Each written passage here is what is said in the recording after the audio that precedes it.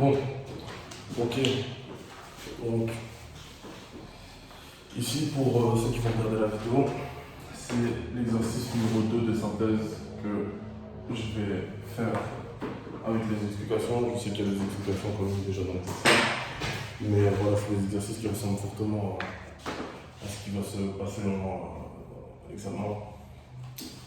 Et donc, c'est vraiment comment aborder l'examen. Ok, parce que c'est bien beau de connaître chaque partie un par un, mais dans l'examen, il faut savoir aborder l'examen professionnel. Ok, donc là, ici, en gros, c'est un peu, la première chose qu'on va faire, c'est scanner un peu l'exercice, donc voir un peu les informations qu'on nous donne dans l'exercice 2. On nous parle d'une SA, donc une petite société au sens de l'article, etc., du code, donc ça c'est pas le plus important. Ok, on sait que c'est une SA, on sait que c'est une petite société. Bon, c'est des petites informations qui peuvent nous servir, notamment pour la réserve légale par exemple. On sait qu'une SA, il y a une réserve légale, okay, donc ça c'est à la fin qu'il faudra faire attention à ça. Bref, pour l'instant c'est pas le plus important. Moi ce que je vous conseille, c'est toujours lire les informations. Vous voyez, vous avez des petits 1, des petits 2, 3, etc. Donc on a le 1 qui est un provision pour litige en cours. Et donc provision pour litige en cours, on voit que on nous dit que cette provision à caractère récurrent concerne un litige avec le client du pont. Ok. Donc on sait que c'est un litige avec le client du pont. Le 2, on a des actions épars.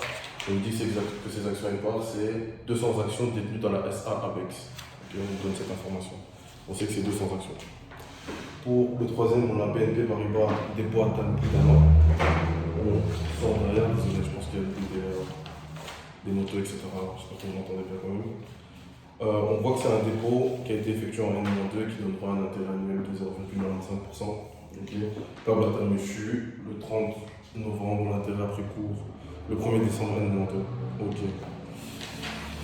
Après, pour le point 4, on nous dit quoi pour le point 4?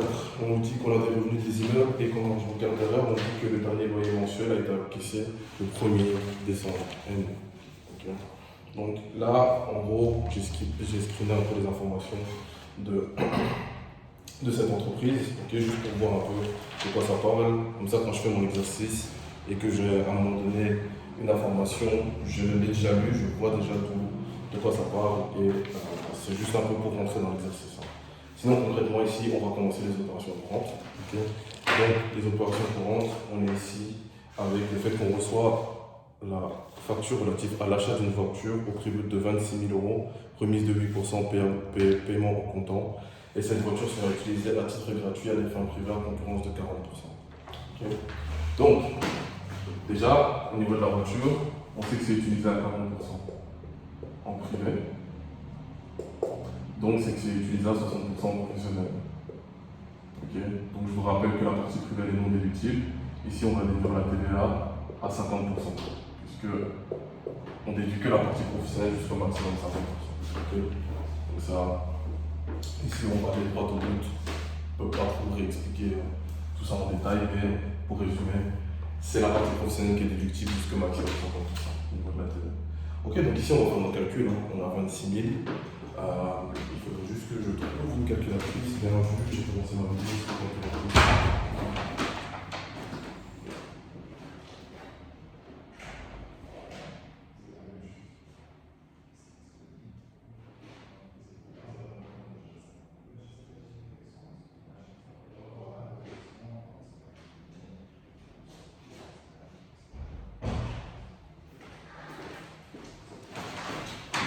Ok, c'est du boulot, désolé, je vais faire la calculatrice. Ici, on a 26 000. On a une remise de 8%. Donc, on se retrouve à 23 920. Ça, vous pouvez faire les calculs. 23 920, donc ça c'est 23 920. Ok, c'est le prix sans les 8% de remise. Ok. Et donc 23 920, c'est sur ça qu'on calcule 21% de TVA. Ce qui me donne 5 000. Donc ici, quand je fais 21% de TVA, je trouve 5 023,20 €. Et donc ici, les 5 023,20 €, il y a 50% qui sont déductibles et 50% non déductibles. Ok. Donc, si je divise ça par 2, ça me donne au final 2511,62 € déductibles et 2511,60 € de non déductibles. Donc ça va être ma TVA déductible. Et la partie qui est non déductible ici, elle va se rajouter à la valeur d'acquisition. Donc je veux 23 920 plus les 2511,60 € de TVA non déductible qui se rajoutent à ma valeur d'acquisition, donc plus 23 920. Ça va me donner 26 431,60. Ok, et donc là j'ai tout ce qu'il me faut pour faire mon écriture. C'est-à-dire que j'ai mon 2419, 2410, pardon. 2410. Donc matériel blanc.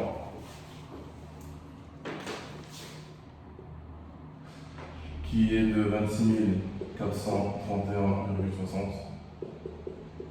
TVA déductible sur l'achat de 2511,60 €. Et bien sûr, la somme de tout ça, c'est-à-dire, ça fait combien ça? 920 plus.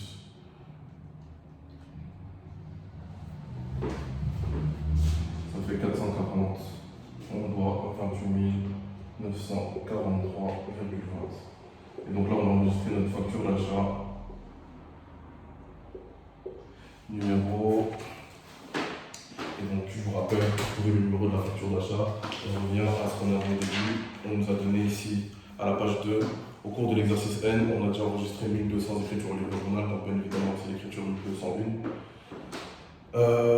520 factures d'achat, donc ici, c'est la facture d'achat numéro 521. Ok. Donc là, vous voyez, au niveau des dates et des numéros d'opération, je ne les mets pas vraiment. Là, les dates, c'est pas le plus compliqué. Okay. Donc ça, vous devez juste savoir mettre la date avec le numéro d'opération. Ça, je pense pas que c'est quelque chose de compliqué, donc moi, je vais faire juste directement l'écriture. Et bien évidemment, les réponses sont là, donc on va vérifier que ce que j'ai mis, c'est correct. Et c'est correct. Okay. Donc vous avez plus ou moins l'explication. Voilà pour la voiture. Okay, donc ça, c'est la première écriture. Ensuite, on nous dit quoi? L'écriture suivante. On reçoit l'extrait du compte courant BNP Paribas relatif à l'encaissement de l'intérêt sur le dépôt à terme, au paiement de la compte ONSS 28 000 € et au règlement de la facture numéro 2565. Ok, donc ici, moi j'ai l'habitude de faire le mouvement qu'il y a dans mon compte courant bancaire avant toute chose. Okay.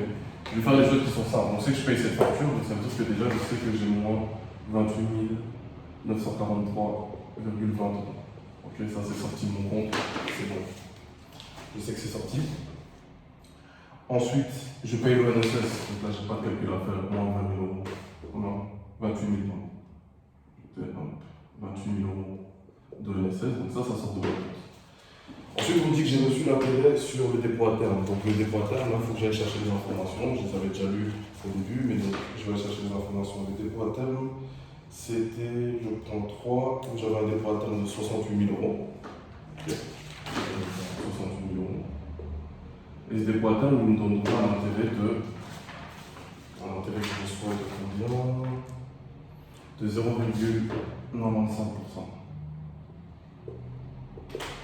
Ce qui me donne combien? 68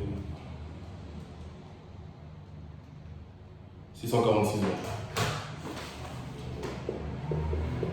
Donc ici, je reçois 646 €.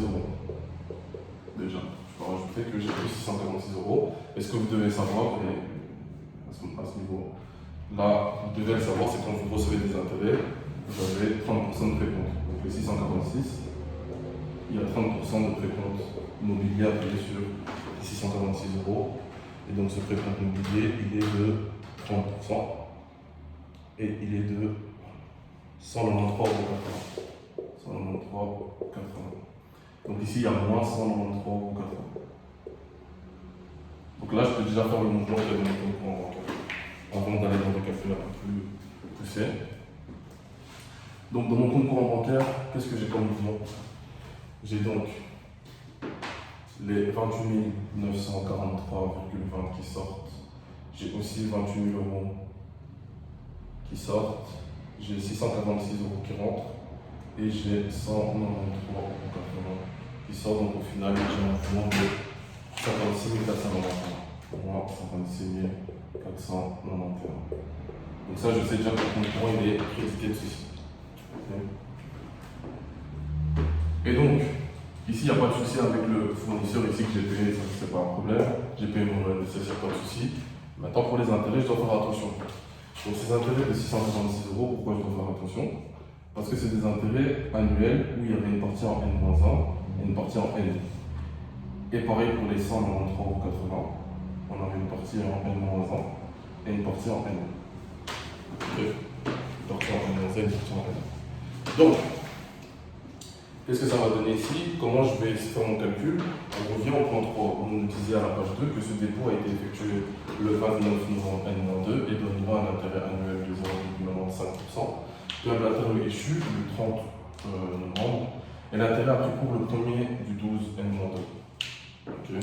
Ça veut dire que chaque année, en ce moment-là, l'intérêt prend cours le 1er décembre et il va sur un an. C'est-à-dire qu'en gros, qu'est-ce qu'on a ici? On a déjà quelque chose qui va sur un an. Donc, toujours sur 12 mois. Et donc on a bien un douzième ici et 11 douzièmes en N. Pareil ici, on a un douzième ici et 11 douzièmes en N. Okay. Ça c'est ce qui a été fait déjà en N-1. Okay. Donc ces 646, ils ont été divisés par 12, ce qui nous donne 53,3. Okay. Et si je fais ça fois 11, ça me donne 592,17 €. Pareil pour les 193,80, divisé par 12, on me donne 16,15 €. Et ces 16,15 €, je les fais fois 11, on me donne 177,65 €. 177,65 €. Ok. Et donc ici, on revient au chapitre de l'affectation, enfin des rattachements, etc.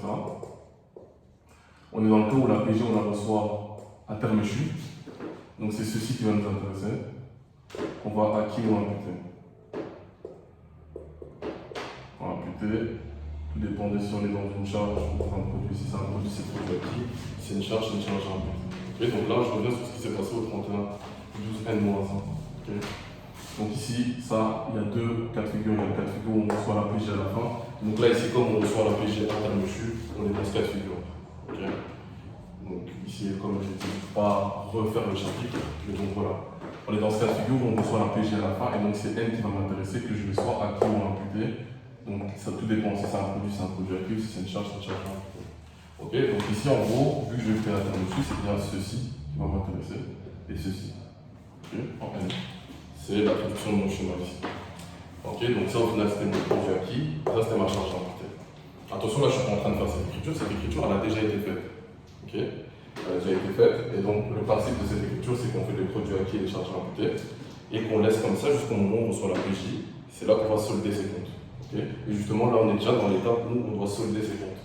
C'est pour ça que j'ai fait ce calcul pour retourner sur ces montants-là.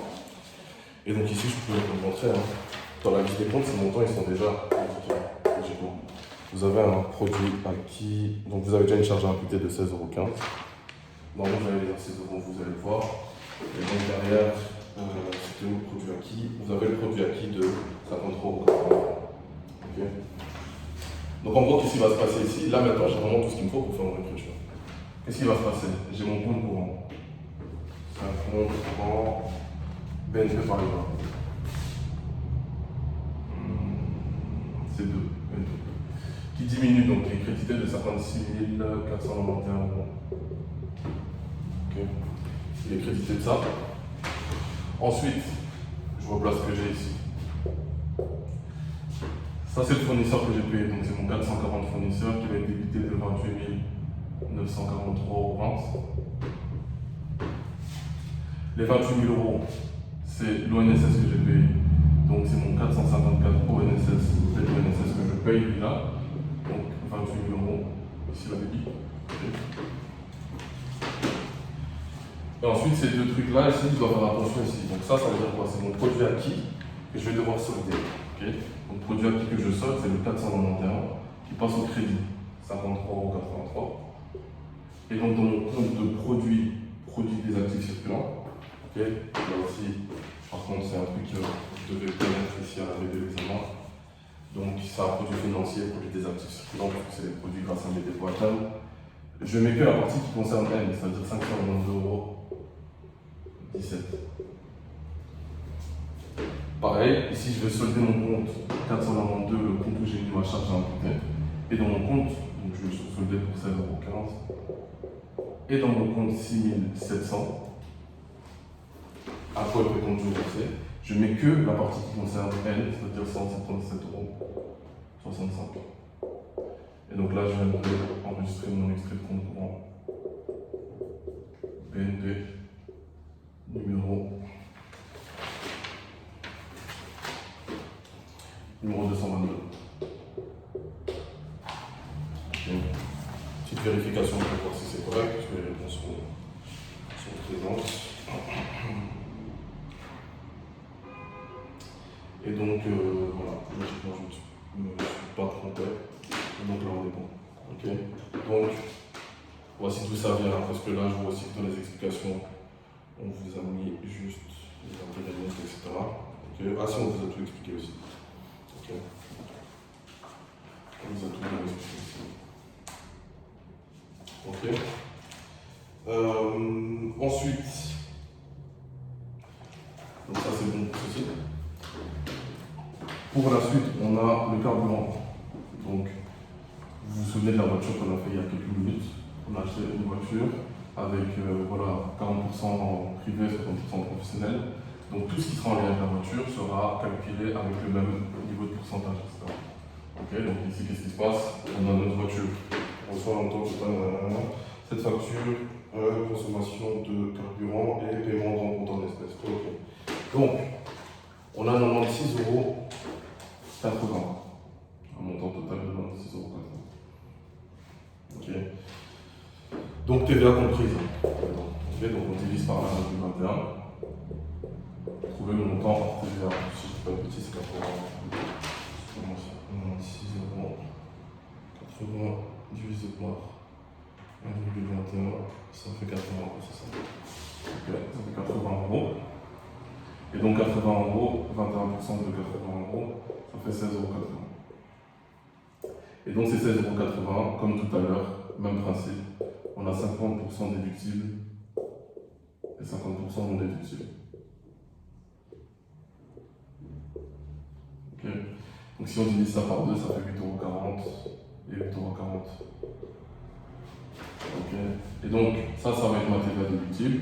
Et donc au final, j'aurai 80 plus 8,40 € en valeur d'acquisition de mon carburant, c'est-à-dire 88,40 €. Okay. Et donc ici, j'aurai le 6123 essence diesel mazout, si je ne dis pas de bêtises, on va vérifier ça après, 88,40 €. On a le 4110, TVA déductible sur achat 8,40 € à notre fournisseur à qui on doit la totalité, c'est-à-dire les 96,80 €. Donc là, ici, on a fait notre facture d'achat numéro 522, je crois. Je ne sais plus, 364, on a fait ça après.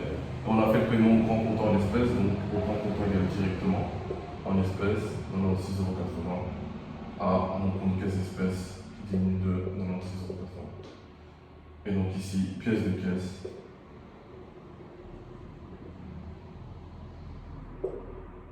Numéro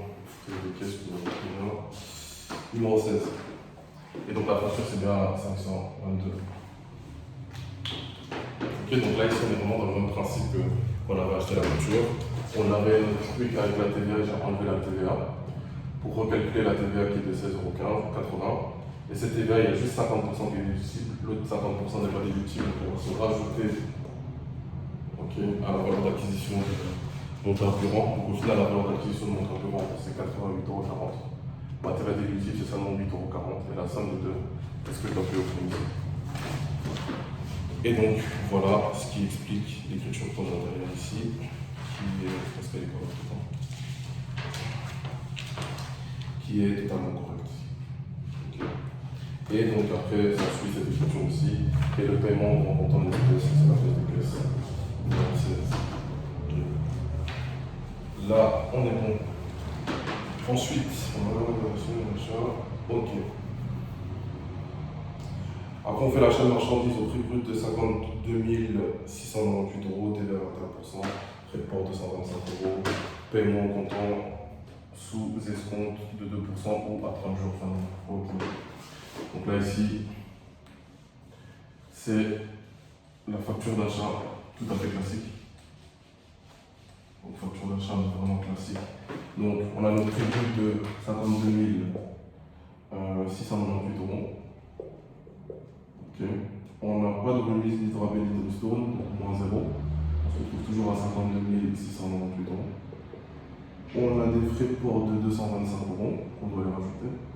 Ok, donc là aussi, c'est le schéma de la facture. Donc ça, vous devez le connaître. C'est-à-dire 52 698 plus 225 €, ça me donne 52 923. Okay. Et donc ici on a un escompte, donc attention, 52 923, on a un escompte qui est de combien? De 2%. Donc je calcule 2% de ceci, ça me donne 1058,46 €. Donc je fais ça moins ça. Donc 56 923 moins 1058,46 € qui nous donne 55 840, 864. Là c'est faux parce que j'ai fait 55 000. J'ai fait une erreur, excusez-moi. Je vais juste ma calculer dans la calculatrice, c'est pas très logique. C'est bien 52 923 moins 1058,46. Voilà, ça fait 51 000. Et là, ça semble très logique, 51 864,54. Et donc là, j'ai trouvé ma base imposable. Et donc, c'est sur ceci que je vais calculer 21%. Donc, ceci, ça va faire 891,55. Et donc, ça va être 21 plus 891,55. Et donc, ceci plus 52 923, ça nous donne 63 814,55.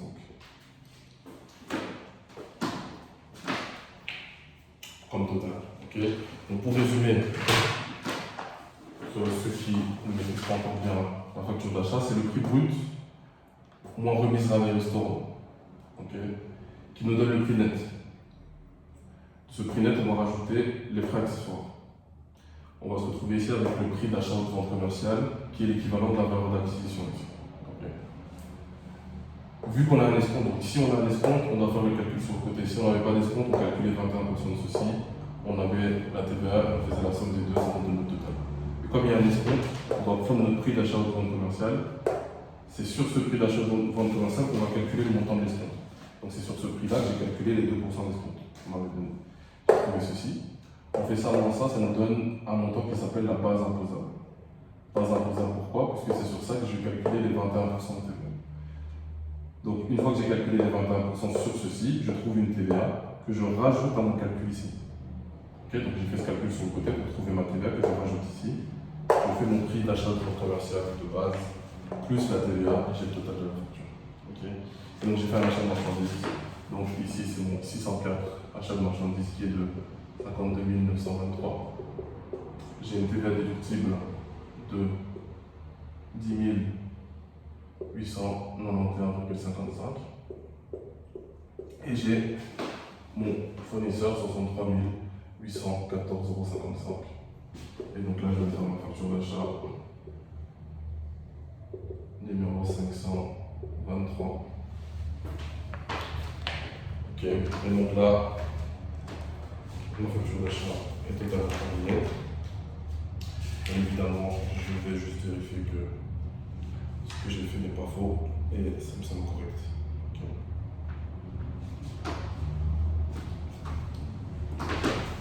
Et donc ici, je vais juste mettre 7 058,46 € en évidence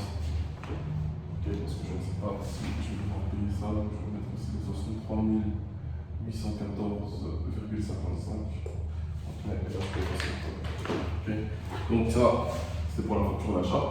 Ensuite, l'écriture suivante, entre guillemets, c'est peut-être la seule écriture que je vais vous dire que vous pouvez étudier par cœur, entre guillemets. C'est l'avis d'échéance pour l'assurance. Donc là, c'est tout le temps la même chose. 614 à 440. Elle reçoit l'avis d'échéance semestrielle d'un montant de 630 € pour l'assurance ARC auto, donc 614 assurance non relative au personnel, 630 € à 440 tout simplement, 630 €. Ok, avis d'échéance. Là, il n'y a pas de. Il n'y a rien de spécial, ça sera toujours la même chose, 614 à 440. Dès que vous avez un avis d'échéance, vous ne devez même pas réfléchir. Ça va donner cette écriture avec les montants. Ok, ensuite on reçoit les avis de début relatifs au paiement des dettes fiscales, de la facture numéro 1955 et de l'avis d'échéance. Ok. Donc, petit rappel des dettes fiscales. Dette fiscale, on a quoi en dette fiscale? C'est le 4519, s'il y en a un, donc le concours administration TVA. Le 4520, le 4525, donc autre impôt sur le résultat payé ou bien autre impôt et taxes belges à payer. Ou le 4530, le précompte professionnel. Donc c'est ces 4 comptes-là qu'il faut chercher quand on parle de dette fiscale. On vous dit que vous payez la facture numéro 1955, donc c'est cette facture-ci. Okay. Donc là, il faudra faire attention. Et le paiement de l'avis d'échéance. Okay. Donc ici, je vais déjà aller dans mes comptes, déjà chercher j'ai quoi comme dette fiscale. Okay. Pour savoir qu'est-ce que je paye, pour faire mon calcul ici de ce qui va se passer dans mon compte bancaire. Okay. Donc j'ai quoi comme dette fiscale ici? Rémunération, non, NSS, réduction, créance douteuse, non, vision, compte courant, administration TVA, seul créditeur, j'ai 1000 €. Donc déjà on a 1000 €, ça c'est le 4519. Ok, donc je vous rappelle que quand c'est un seul créditeur, c'est un 4519.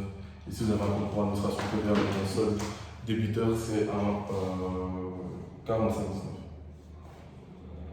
Ensuite, on a encore. On a le client, le nom, pour action, j'ai récupéré cautionnement, précompte professionnel, 14 600. On a un précompte professionnel de 14 600.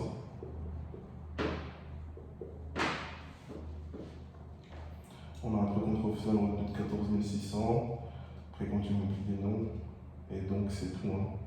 On n'a pas d'autres impôts et taxes belges à payer ni quoi que ce soit, et donc logiquement on a ça. Comme dette fiscale. Ça c'est notre dette fiscale. Ensuite, on a quoi? On a le paiement ici, à part des dettes fiscales. On va vérifier après si je n'ai pas coupé, mais je ne pense pas. Ensuite, j'ai la facture qui est payée. Donc là, je paye la facture, ça veut dire que je dois payer ceci, donc les 63 814,55. Sauf que là, il faut faire attention. On m'avait dit que j'avais un escompte si je paye en dehors les 8 jours. Et entre le 10 et le 17, on est bien d'accord qu'il y a moins de 8 jours. Parce que au comptant, c'est 8 jours, au grand comptant, c'est directement. Donc là, on a payé avant les 8 jours, ça veut dire qu'on va recevoir l'escompte. Ça veut dire qu'on va payer ceci, mais on va recevoir l'escompte qui est de 1058,46 €. Ok, on reçoit l'escompte. Et c'est pour ça que j'ai mis un plus. Ça sort, ça sort, ça sort. Et ça, on reçoit l'escompte. Donc ça fait que le paiement, donc j'ai mis plus. Et le paiement de l'avis d'échéance, ici, moins 630 €. Et donc là, j'ai la totalité des mouvements de mon compte courant bancaire. Et donc là, je peux faire mon calcul, c'est-à-dire qu'il y a 1000 € qui sortent, il y a aussi 14 600 € qui sortent, il y a aussi 63 814,55 € qui sortent, il y a 1058 € d'escompte que je reçois, et il y a 630 € qui sortent. Donc au final, j'ai un mouvement de 78 986,05 €. 09, pardon. Ah, voilà, toujours moyen de se rattraper. Donc ça, c'est ce qui sort de mon compte courant bancaire. C'est mon compte courant BNP, ouais, qui est crédité de 78 986,09 €. Et donc là, je peux placer ce que j'ai à placer. Les 1000 €, c'était quoi? C'était mon 4519. C'était le compte courant administration TVA. 14 300, c'était 4 530. Okay. Et donc, attendez, juste, je fais une dernière vérification. dans les écritures que nous on avait faites, on n'avait pas rajouté d'aide fiscale. Non. Ouais, non, c'est bon. C'était juste ça que je voulais voir. Et donc 14 600. De toute façon, après on vérifie l'écriture, s'il y a une faute, je me corrigerai. Ok. Ceci, c'est un fournisseur à qui je ne dois plus rien du tout. Donc le 440 fournisseur à qui je ne dois plus rien du tout. Et donc attention au 440, parce que ça c'est mon fournisseur, mais là aussi c'est mon fournisseur. Donc ça, plus ça qui sort de mon 440. 440, j'ai ceci, et ça aussi c'est 440. Okay. Donc c'est bien la somme de ceci et ceci qui sortent. Là je vais faire juste un petit calcul qui fait 63 814,55 et les 630 aussi. Donc ça fait 64 444,55. Si je ne me suis pas trompé, 444,55.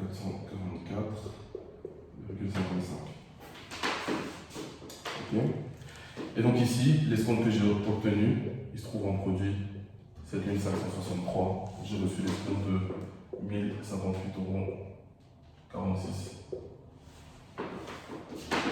Et donc là ici, je vais enregistrer mon extrait de compte courant, etc. Okay, extrait de compte courant BNP. Numéro 223.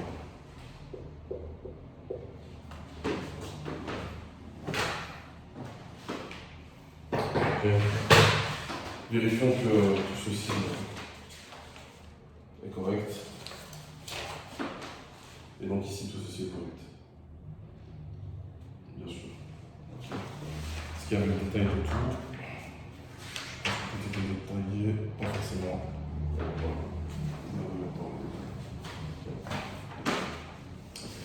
Ok. Donc, ici, la prochaine écriture, c'est quoi? C'est le fait que, après ça, on a vendu 50 actions, ok, détenues dans la SA Apex. Et donc, pour ces 50 actions, il y a 3 étapes à respecter. Toujours la même chose, ok, lorsqu'on achète ou qu'on vend des actions, pas quand on vend des actions, surtout lorsqu'on achète. Ouais. Donc, on est dans la vente de 50 actions. Donc, première étape, j'ai vendu 50 actions au prix unitaire de 85 €, tout simplement. Okay, donc 50 fois 85, ça fait combien? Ça fait 4250. Moins les frais de 53,13 €. Okay, donc ça c'est toujours un chiffre de moins 53,13 €. 4196,87. Donc ça déjà je sais que c'est ce qui va rentrer dans mon compte courant. Et ça va être les frais d'acquisition et de vente de titres. Okay. Donc ça c'est toujours la première étape, c'est-à-dire le nombre d'actions vendues fois le prix, moins les frais, et vous avez déjà deux numéros de compte. Quand je dis que ça c'est tout le temps pareil, c'est tout le temps ça. Okay. Dès que vous vendez des titres, des actions, 50 fois le nombre d'actions vendues, on a ça, moins les frais, et vous avez déjà ce que vous avez dans votre compte courant bancaire et les frais. Deuxième étape, on va analyser ce qu'on fait une plus-value, une moins-value ou une reprise. Okay. Donc, comment je vais analyser ça? Là, c'est l'action, donc on revient au compte, à la liste des comptes, où j'avais mon compte action et part, 20 000 €. Okay. Et dans ce compte d'action et part 20 000 €, on m'avait dit que c'était 200 actions détenues. Donc ça, je divise par 200. Okay. Je sais qu'une action vaut 100 €. Okay. C'est ça à ça que sert cette information. J'ai 20 000 € d'actions qui concernent 200 actions, donc si je divise par 200, je sais qu'une action, elle vaut 20 €. Okay. Une action vaut 20 €. Mais voilà, quand vous avez des actions comme ça, vous devez regarder est-ce que vous n'avez pas fait de réduction de valeur ajoutée sur l'action épargne. Okay. Donc réduction de valeur ajoutée sur l'action épargne, vous en avez pour 4 000 €. Donc vous devez toujours être attentif à est-ce qu'il n'y en a pas. Je vais vous spoiler, il y en aura toujours. Okay. Toujours mettre des réductions de valeur ajoutée. Donc sur les 4 000, on divise ça aussi par 200.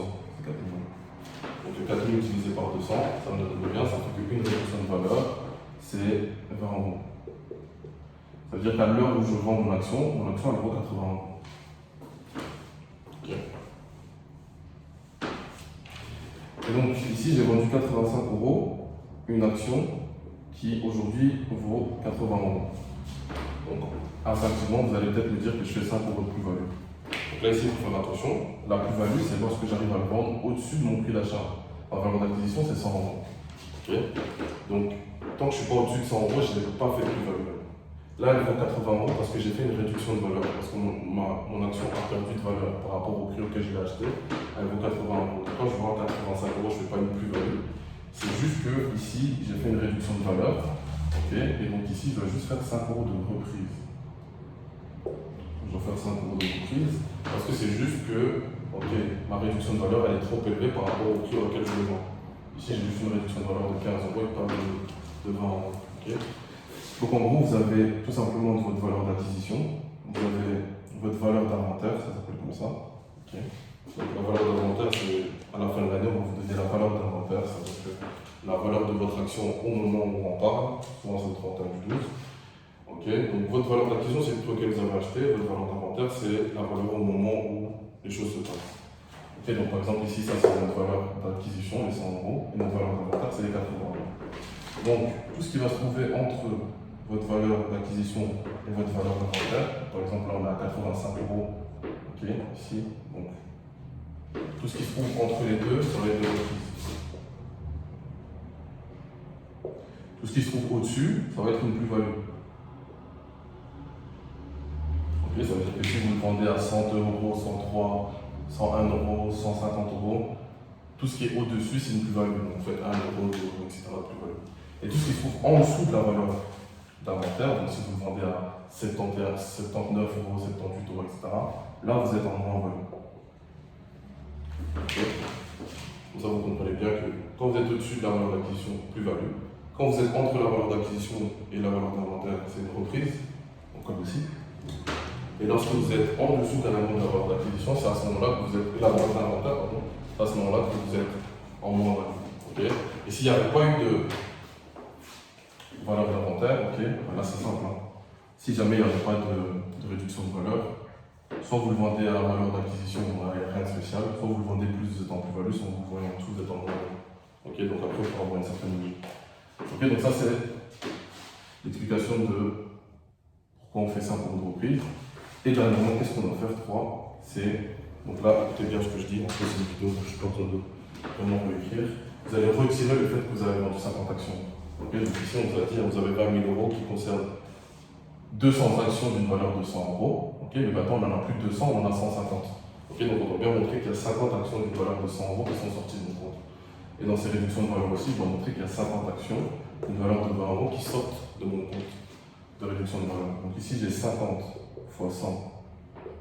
Donc j'ai 5 000 euros qui sortent de mon compte de actions épars. Parce que j'ai 5 000 euros d'actions épars qui ont été vendues. Pour pas été vendu à 5 000 euros, certes, c'est de valeur de 5 000 euros qui sont sortis de mon compte. Et donc j'ai 50 actions. 5 réductions de valeur de 50 réductions de valeur de 20 euros qui sont sorties. Donc, je sais plus faire 50 fois 1000 euros. 1000 euros, c'est ça. 1000 euros. Qui diminue dans le compte 5190. Désolé, je bug pour moi.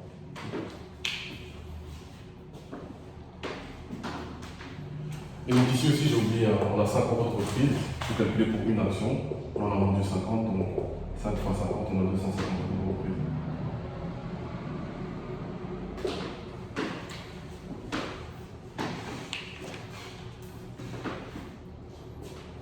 Et donc là, c'est tout ce qu'il faut pour faire mon écriture. Donc déjà, dans le compte courant, 55 0030. C'est mon compte courant qui augmente de 4196 euros. C'était combien? 87. Et dans mon 6570, j'ai les 83 euros 13. 53 euros 13.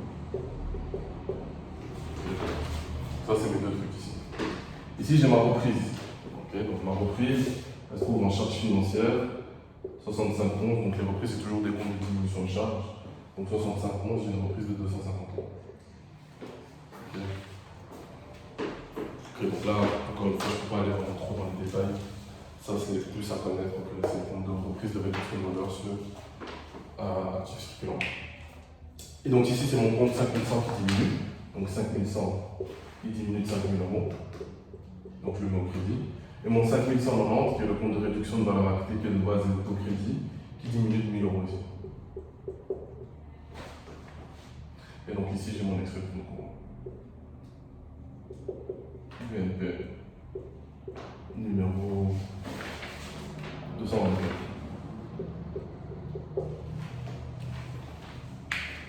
Ok. Je vais prendre mon BNP numéro 224. Ok, donc c'est respecté ces trois étapes. Et là, on est bon. Je vérifie toujours hein, si ma réponse est correcte. Et donc ici, on a bien 590 000 euros. Ouais, on a notre compte courant aussi. Et on a ça ici. Ça se prend ceci, c'est bon. 5250.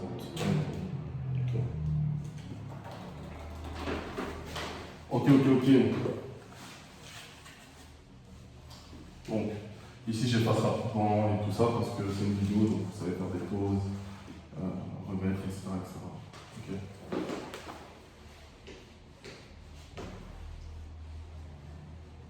Ok. Pour le suivant, on a quoi? On a l'investissement extrait drôle, si je ne dis pas de bêtises. On reçoit l'investissement extrait drôle qui vous dit que l'impôt sur le résultat de l'exercice N-1 est de 5 000 euros à récupérer. Donc ça, je vous invite à regarder la vidéo pour ceux qui n'ont pas vu sur l'impôt sur le résultat. Tout est expliqué en détail. C'est une vidéo qui dure 20 minutes ou 25 minutes. Et donc vous avez tous les moyens techniques à récupérer. On doit récupérer combien? 5 000 euros. Ok. Et donc ici, ça c'est ce que je dois récupérer. Et donc moi je dois voir qu'est-ce que j'avais estimé dans ma liste des comptes.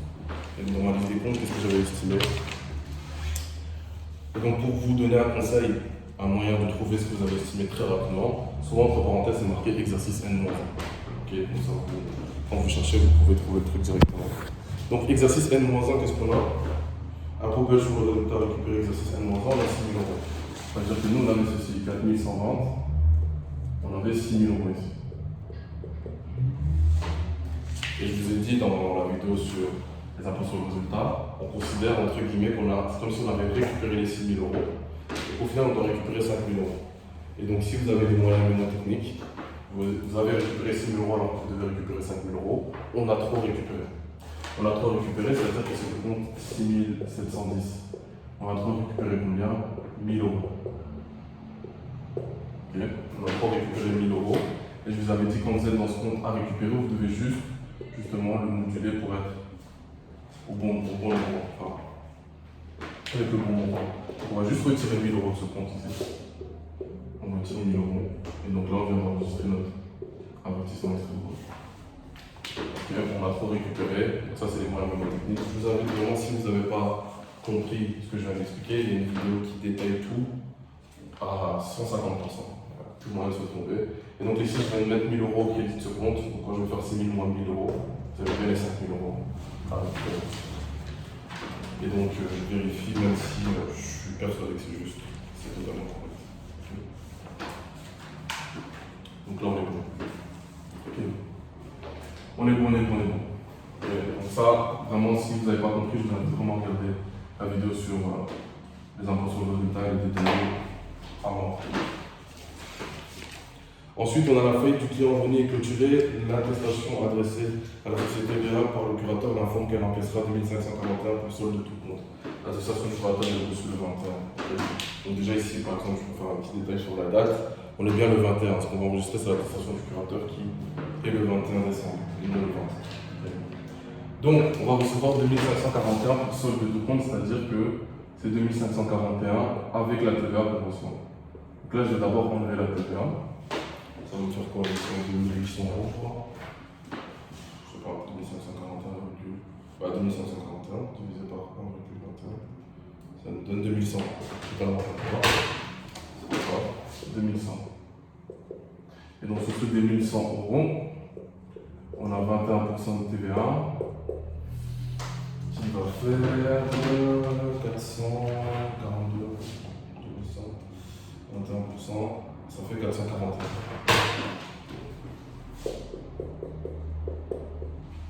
Ok, donc pourquoi je fais ce calcul? Donc là j'ai 2100 euros de TVA et 441 euros ici. De 2100 euros de chiffre d'affaires et 441 euros de TVA.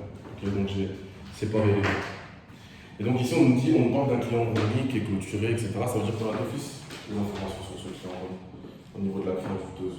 Okay. Donc ce client revenu, s'il était en faillite, c'est qu'il était passé en créance douteuse. Okay. Donc ici on a une créance douteuse, donc là je vais retourner dans la liste des comptes pour chercher c'était quoi ma créance douteuse que j'avais ici pour le client revenu. Elle est où la créance douteuse? Donc valeur nominale, client revenu, 36 300. Vous l'avez dans la liste des comptes, on vous dit avec ce client revenu. Okay. Donc, je vais refaire le calcul. Sur ces 36 300, on a 30 000 euros. Ok, ça c'est divisé par 1,21.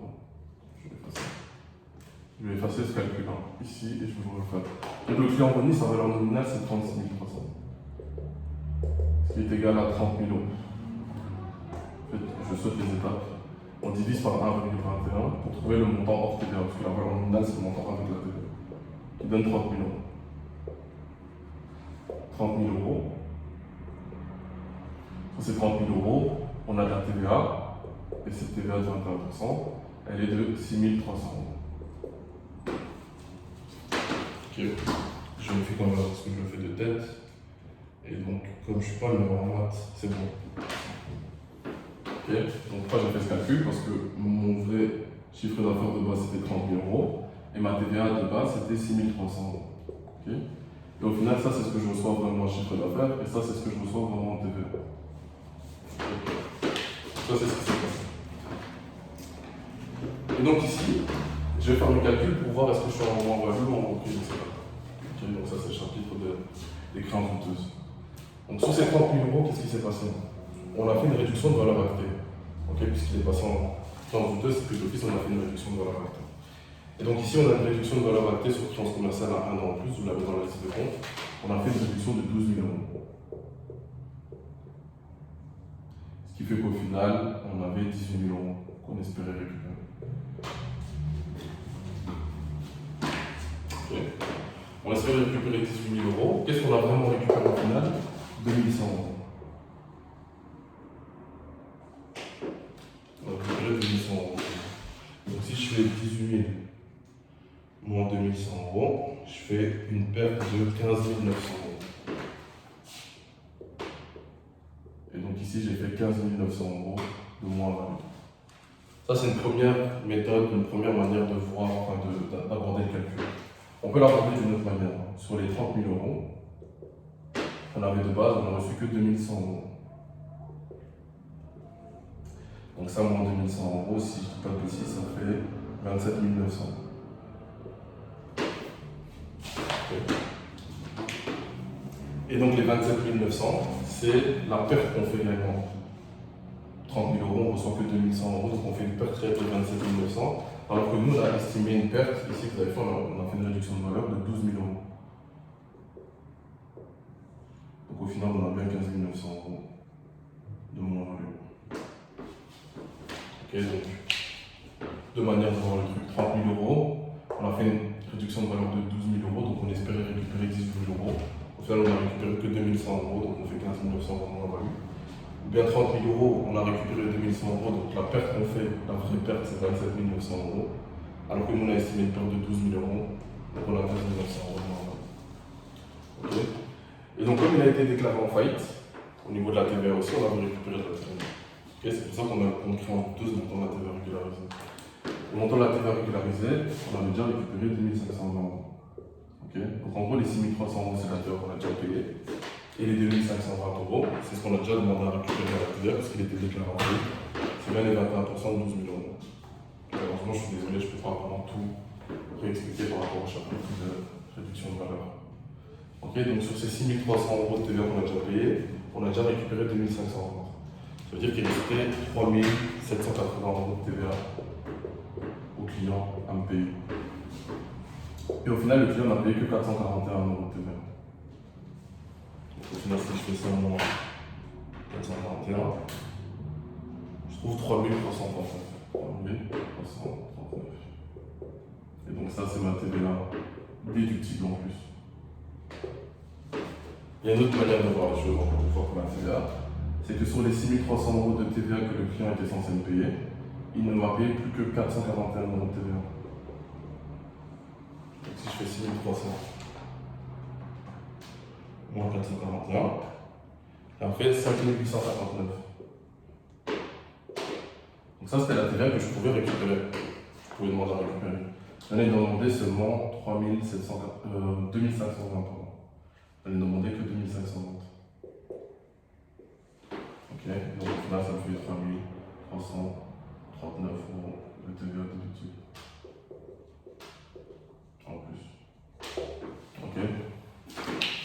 Donc je te répète. 6300 € de TVA, donc c'est la première manière. C'est que j'ai 6300 € de TVA que j'ai payé, j'ai déjà demandé à récupérer 2520. Donc il restait 3780 € de TVA que le client était censé me payer selon les estimations. Alors qu'au final, il ne m'a payé que 441 € de TVA. Donc ça, moins les 441, j'ai encore 3339 € de TVA à déduire. Ou bien la deuxième manière, c'est que 6300 € c'est la TVA de base, sur les 30 000 sur la valeur nominale. Au final, le client ne m'a payé que 441 € de TVA. Ça veut dire qu'au final, j'ai 5859 € de TVA à récupérer. Je n'ai récupéré que 2520, donc j'ai 3359 € de TVA à récupérer en plus. Ok, donc ici, je vais juste reprendre mes comptes.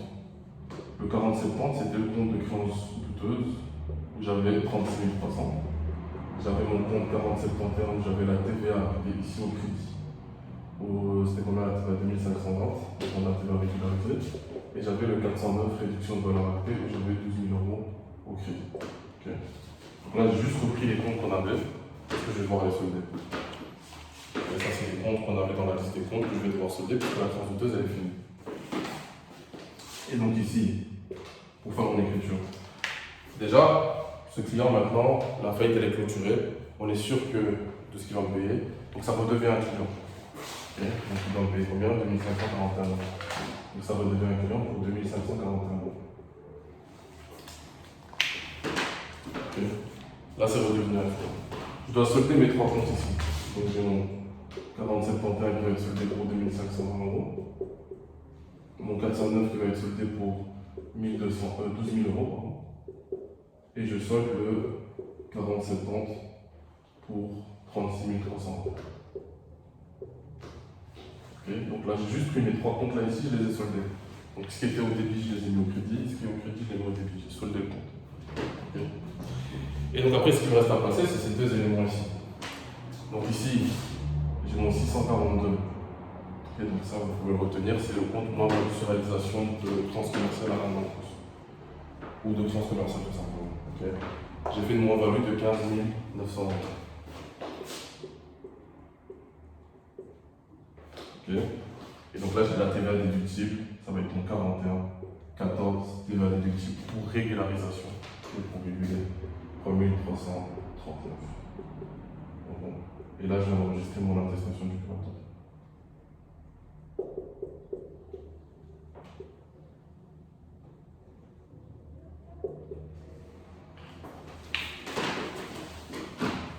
Ok. Donc, ça c'était pour l'attestation du client.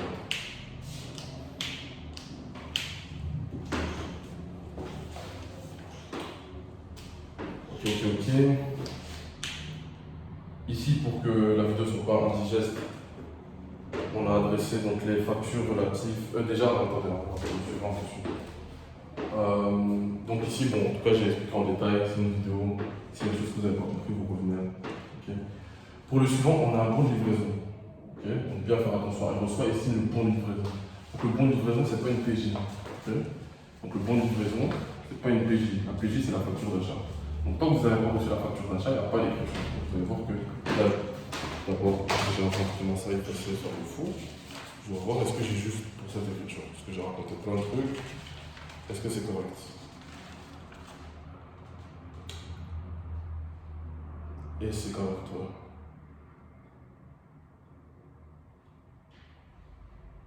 Ouais, c'est correct. Ouais, c'est bon.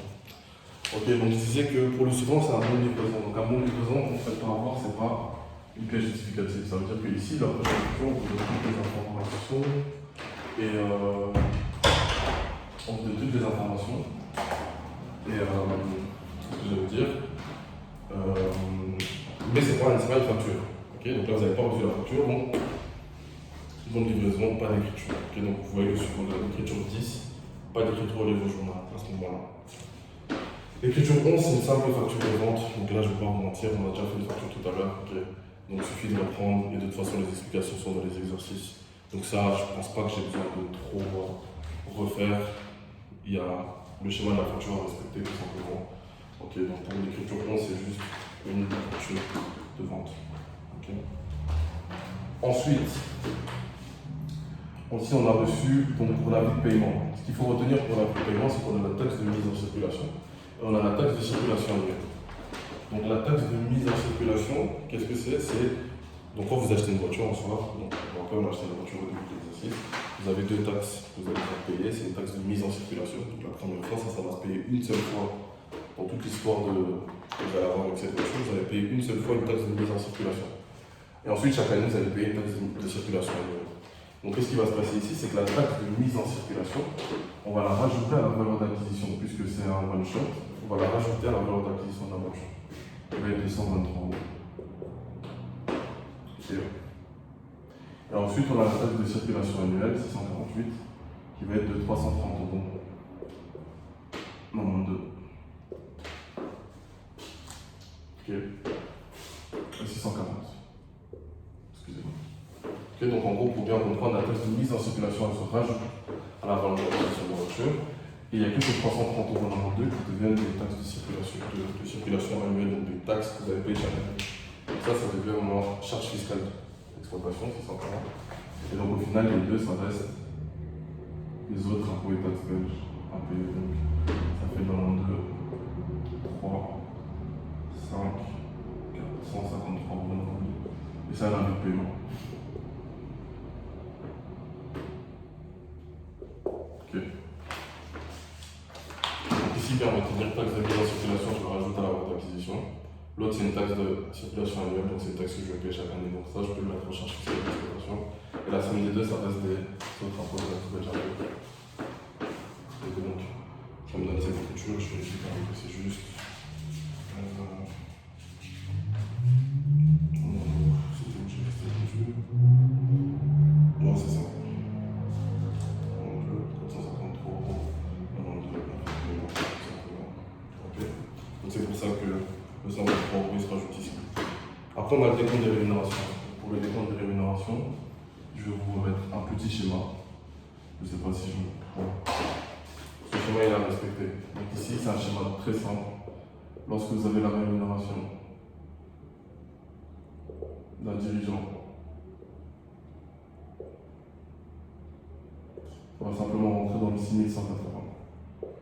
En rémunération du dirigeant ici au début. Le nom du compte, c'est rémunération et le numéro est très grand. Lorsque vous avez la rémunération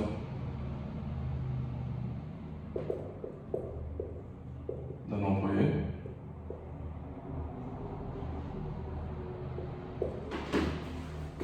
vous avez le 6202 que vous allez mettre ici au débit et rémunération des employés. Rémunération des ouvriers, vous allez mettre en 6203 ici au débit. Ensuite, vous allez prendre l'ONSS par patronale, donc juste la part patronale. Je vais écrire. Vous allez mettre en 621 au début. Ensuite, le précompte professionnel. 4530, vous allez mettre ici. Ensuite, l'ONSS. Là, vous faites l'addition de tous les ONSS. Vous mettez en 454 au crédit. Et vous avez la rémunération au final. Le solde. Donc dans un premier temps, je vais vous dire le solde, vous allez comprendre ce que j'appelle le solde. que vous allez mettre ici en 455 au crédit. Et donc ça c'est le schéma qu'il faut respecter pour vos décomptes des rémunérations.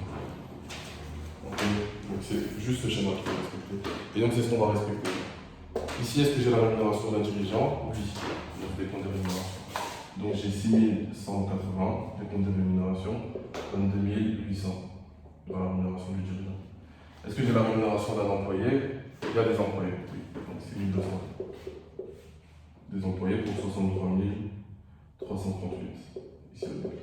Et donc là, c'est ma rémunération brute. Pour les ouvriers, j'ai pas d'ouvriers, donc il n'y a pas de 6203. ONSS par patronal. ONSS par patronal, j'en ai un, 621, j'ai 17 183,60 €. Donc là, on est bon. Précompte professionnel. Pour le professionnel, est-ce que j'en ai? J'en ai deux. Donc j'ai 9512 plus 9512 plus 5120. Qui fait 14 632. Donc 14 530, ça fait 14 632. Ensuite, 454, je vous ai dit, c'est l'ONSS, l'addition de tout l'ONSS que vous voulez.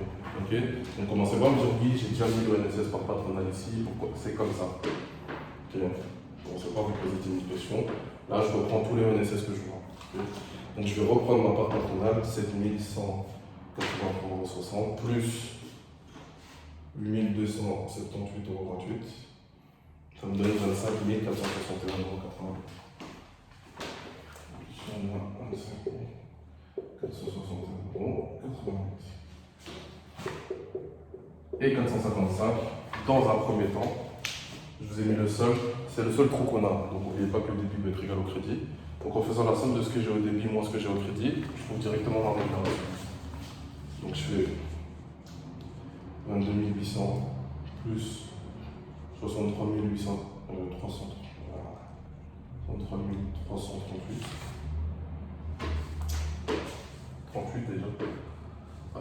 Plus 17 183,60. Voilà. Moins 14 632. Moins 25 461,88. Je trouve une rémunération de 63 227, 63 227,70 €. Décompte des rémunérations. Et donc là, j'ai le décompte des rémunérations.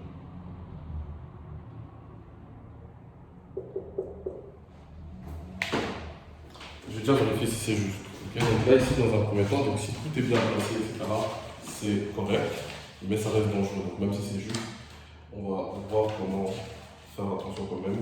Et donc là, c'est complètement correct. Okay. C'est totalement correct.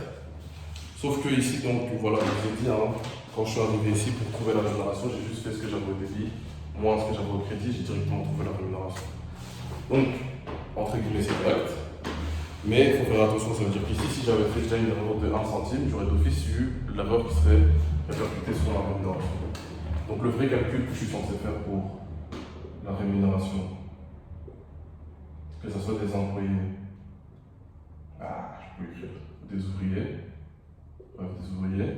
c'est le prix brut, donc le salaire brut, pardon, moins le précompte, moins le NSS par des travailleurs.